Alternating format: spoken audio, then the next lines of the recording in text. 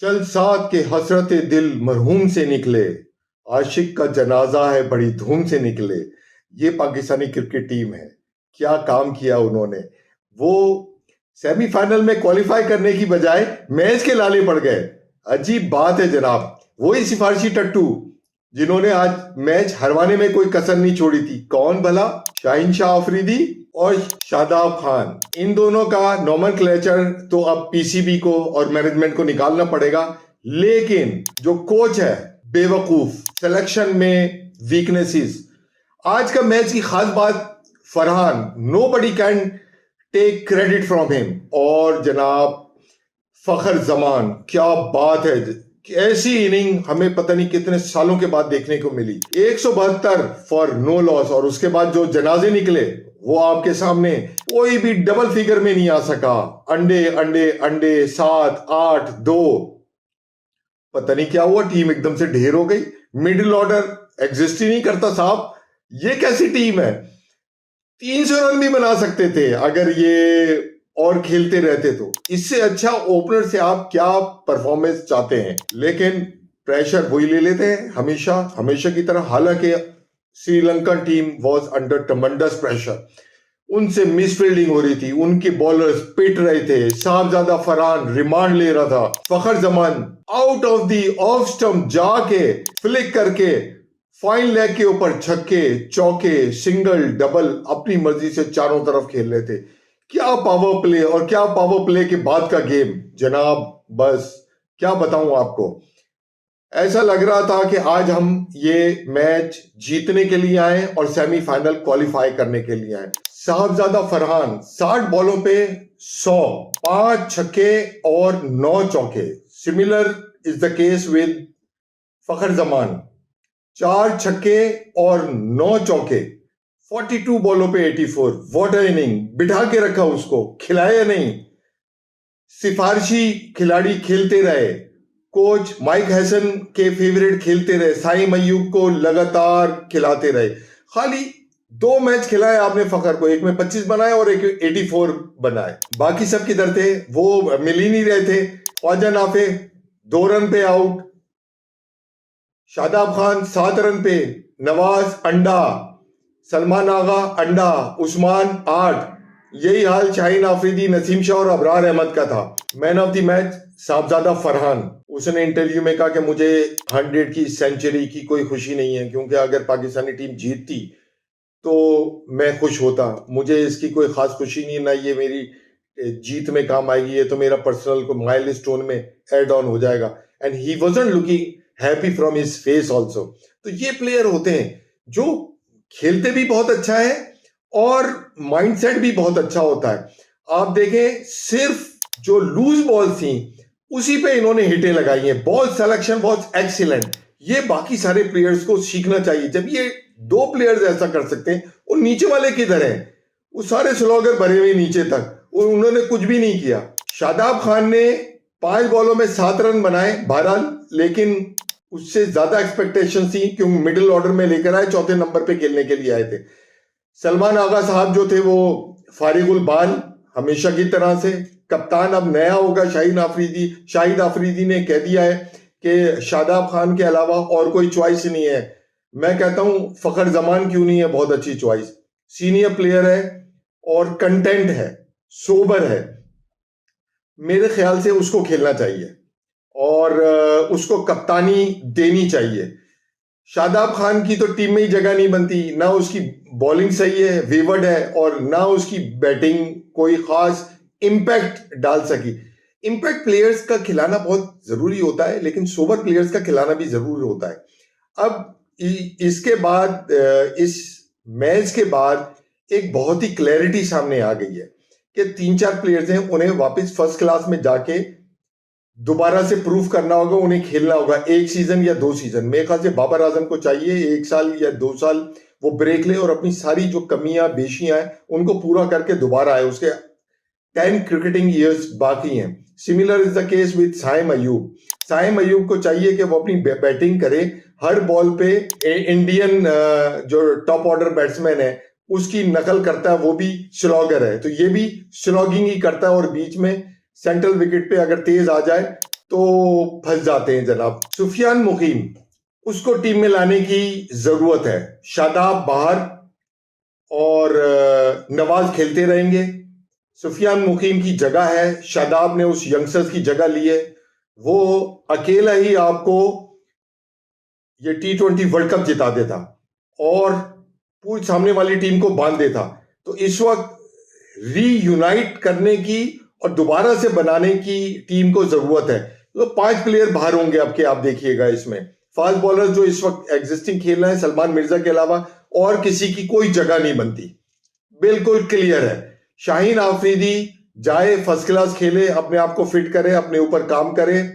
और शाहिद आफरीदी की पर्ची नहीं चलनी चाहिए, सकी भाई की पर्ची नहीं चलनी चाहिए। सकी भाई को बता दूं, सकलन मुश्ताक की बात कर रहा हूं। वो जनाब शादाब को टीवी पे बैठ के उसको इतना सपोर्ट करते हैं, तो पीछे से बैक एंड से कितना सपोर्ट करते होंगे आप सबको पता है और हमें भी पता है। यानी सकलन मुश्ताक की शक्ल से नफरत हो गई है। वो जो टीवी पे आते हैं, वो प्रोग्राम नहीं देखा जाता, पीटीवी पे करते हैं आके। और अब्दुल हफीज ने आके उनको एक्सपोज किया बहुत बुरे तरीके से, जो कि बिल्कुल परफेक्ट था। उसको तकलीफ हो रही थी कि जाहिर है वो बहुत अच्छा प्लेयर था, and he was a very good player और टॉप ऑलराउंडर्स में से रहा है, नंबर 1 भी आया थोड़े अरसे के लिए। उसको बहुत तकलीफ हो रही थी और उसने उससे क्वेश्चन किया, तो वो उसकी परफॉर्मेंस के बारे में अबिट करते रहे। तो यानी उनका जो दिल था और उसकी परफॉर्मेंस के हिसाब से कोई साथ नहीं दे रहा था।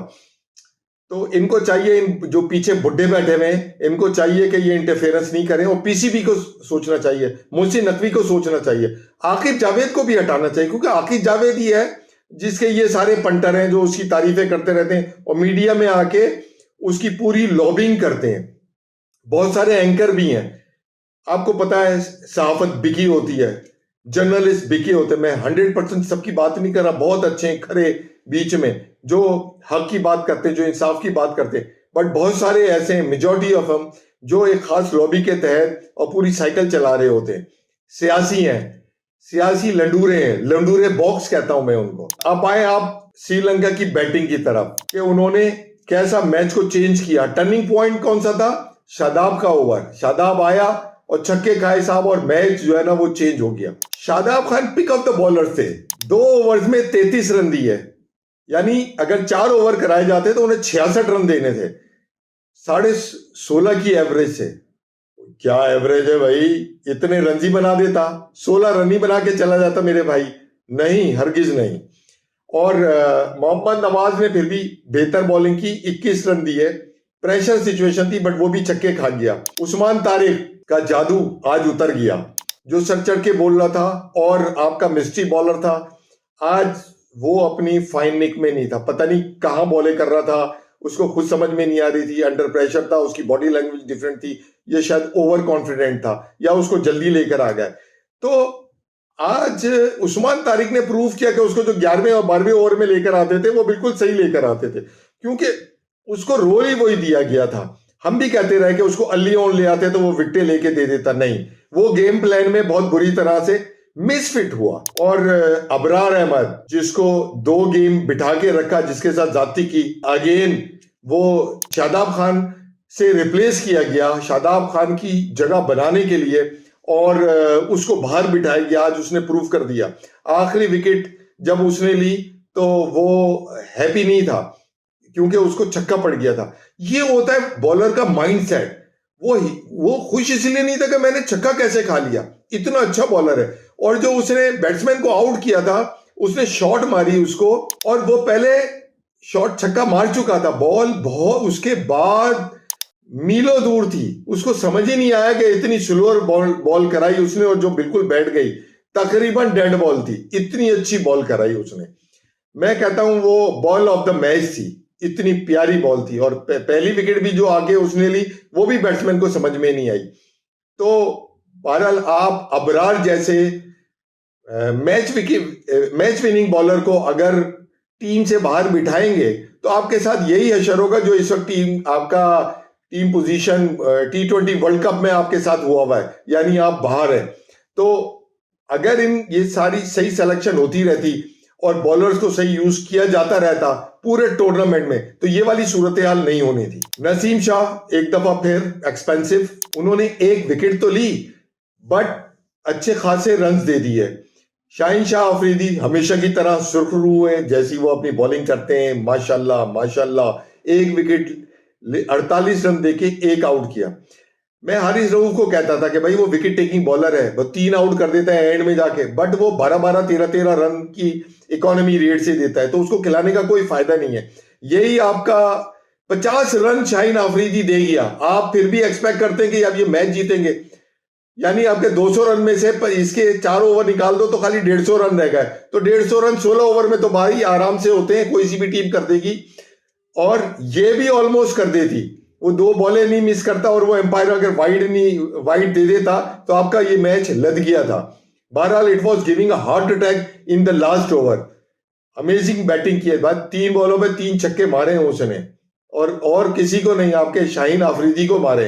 क्या बात है जनाब, ऐसा होता है। पावर प्ले पे बगैर किसी विकेट के पाकिस्तान ने 64 रन बनाए, और यही 48 रन श्रीलंका ने बनाए, लेकिन उसके बावजूद भी उन्होंने क्या खेला कि पावर प्ले के सपोर्ट के बगैर वो मैच को एंड तक लेकर गए।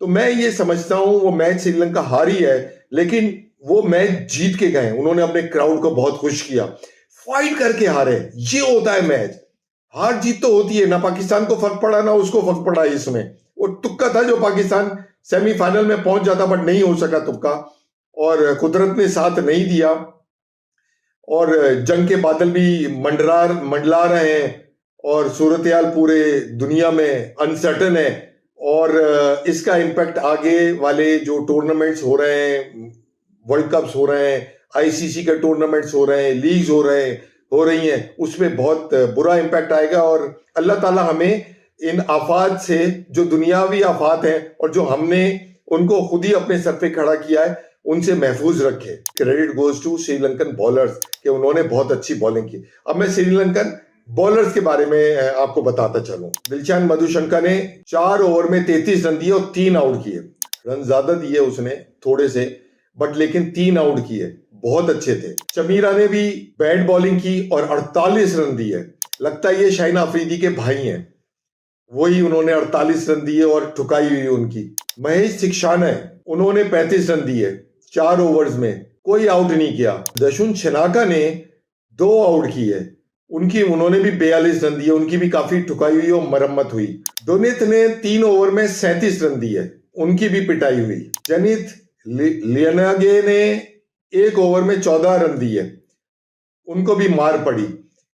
लेकिन पिक ऑफ द बॉलर जो थे वो दिलशान थे, जिन्होंने बहुत अच्छी बॉलिंग की, 8.25 की इकोनॉमी रेट से 3 आउट करके गए वो। तो बहरहाल इतनी अच्छी बॉलिंग ओवरऑल परफॉर्मेंस नहीं थी श्रीलंका की, जो 212 रन बनवा दिए उन्होंने। शाबाश है आपको पाकिस्तान को कि उन्होंने भी 200 प्लस करवा दिए, और बहुत ही क्लोज मार्जिन से वो हार के गए।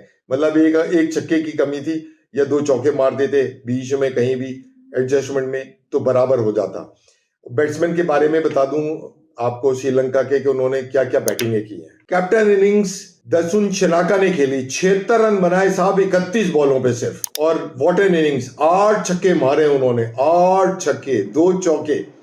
245 स्ट्राइक रेट था उनका, कितना 245, मेरे ख्याल say that was the difference. Strike rate बहुत अच्छा था, और डाउन दी ऑर्डर आके खेले वो। उसके बाद जो थे पवन रत्नायके, उन्होंने 37 गेंदों पे 58 रन बनाए। 25 रन बनाए श्रीलंका ने और 26 रन बनाए मिशारा ने।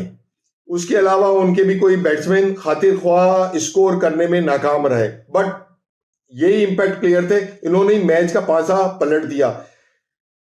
शनाका ने तो मार मार के भुस भर दिया सारे बॉलर्स का।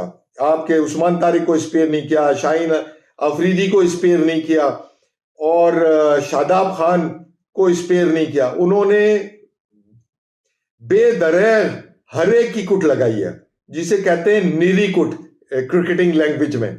बहरहाल अब देखना आगे फ्यूचर का है कि आगे क्या होता है क्या नहीं होता। आगे जनाजे उठते हैं दोबारा से पाकिस्तानी टीम के, या ये दोबारा स्किल डेवलपमेंट में दोबारा से काम करना पड़ेगा मैनेजमेंट को। इनको तो दोबारा से जो हाई परफॉर्मेंस एकेडमीज हैं उसमें प्लेयर्स को भेजना पड़ेगा। मेरे ख्याल से तो न्यू ब्लड लेकर आए और जो पाकिस्तान चाइंज हैं उसमें से पिक करें, और जो आपकी अंडर 19 टीम है एक दो प्लेयर्स उसमें से लेकर आए, और प्रोमिनेंट नेम्स हैं वो डिजर्व भी करते हैं। एक बॉलर है और आपका एक बैट्समैन है। चलिए ठीक है, अब आगे मैचों के लिए आपके लिए फिर दोबारा से आपसे मिलेंगे। जब तक के लिए अल्लाह निगहबान।